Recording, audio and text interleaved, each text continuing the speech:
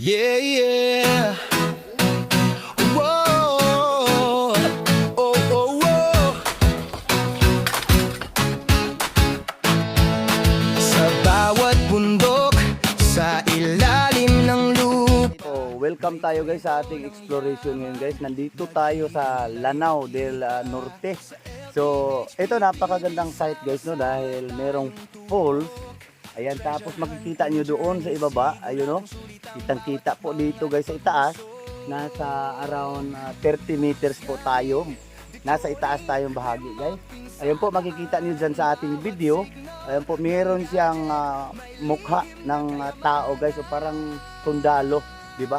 Yung makikita niyo doon guys sa kanyang mukha na nakatingin po siya dito sa bandang itaas. Yung mukha niya guys ay nakatingin po yung isang mata na far-sighted distance. So titignan natin sa zoom. Ayan po siya. So kung isusum natin siya, makikita niyo talaga diyan, nakatikom po ang kanyang bibig. Ibig sabihin po closed tunnel. So closed tunnel po siya, yung kanyang bahaging kaliwa po na mata ay nakapikit.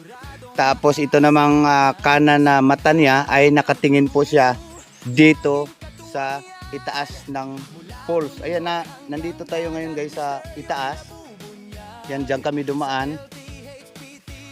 Tapos ito guys sa decoding, according to Yamashita Dream Book, itong mukha ng tao, a face or human face is looking to the object or buried treasure. So ibig sabihin guys, nakatingin po ang kanyang kanang mata dito sa itaas. Ibig sabihin lang po ay banda dito po ang kaniyang tingin. So nasa taas po tayo ngayon. Ito naman ay napaka slope dahil nga ay falls ito guys. At dito makikita din natin na meron siyang parang kanal o sadyang ginawa na kanal guys, para po daanan siya ng tubig. Ayan, ito po yung tubig, makikita natin dyan hanggang paitaas. Yun po siya. So mataas po siya, around 300 meters mula po sa ibaba hanggang sa itaas po ng bundok. So ngayon guys, nandito na tayo. Ito makikita natin itong hinukayan o binutas ng ating katiits, na makikita natin dito ay puro na po siminto yung kanilang hukay guys. Makikita natin o malalaman natin yung siminto guys, didikit po siya sa ating kamay. Tapos babasain lang po siya natin ng tubig. Yan po siya. So malalaman natin siya malagkit at medyo malambot. Yan po ang palatandaan po ng siminto guys. Ayan po siya, lumalambot, magiging clay po siya guys. Magiging parang putik. Yan po. So confirm po siya na siminto guys, may halong siminto itong hukay na ito guys. So ngayon, titignan natin siya o i-scan natin siya kung gaano siya kalalim. So tingin ko naman dito, ang reading ko naman dito guys ay sagad po ito hanggang sa ibaba. Sagad po ito doon sa bagsakan ng tubig. Pwedeng direct doon tayo maghuhukay sa ibaba at pwede ring dito sa itaas guys. Ayan, keep on watching na lang guys at mag-i-scan tayo ngayon. Oh, very din bro. Pwede rin siguro na inilutang mo. Pwede naman, pwede. Oh. Pwede ka na, anak. Kita rin mo? Oo, makita mo po. Sa kasi ba? Anak. Sige, buhay daw kung hindi na. Tuwan mo ka na.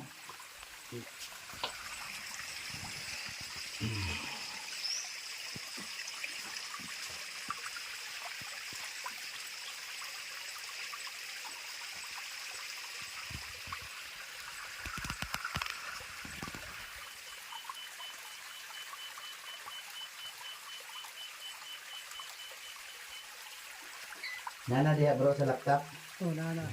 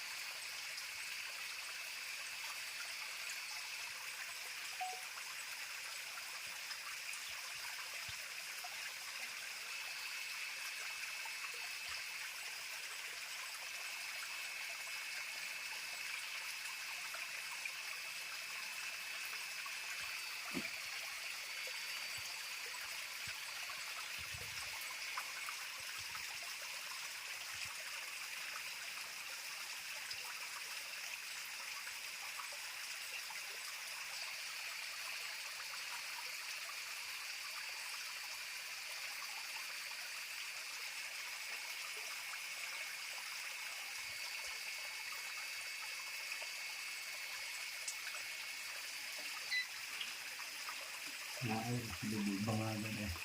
Hmm? Na. Atong tanong kung sa kalalog.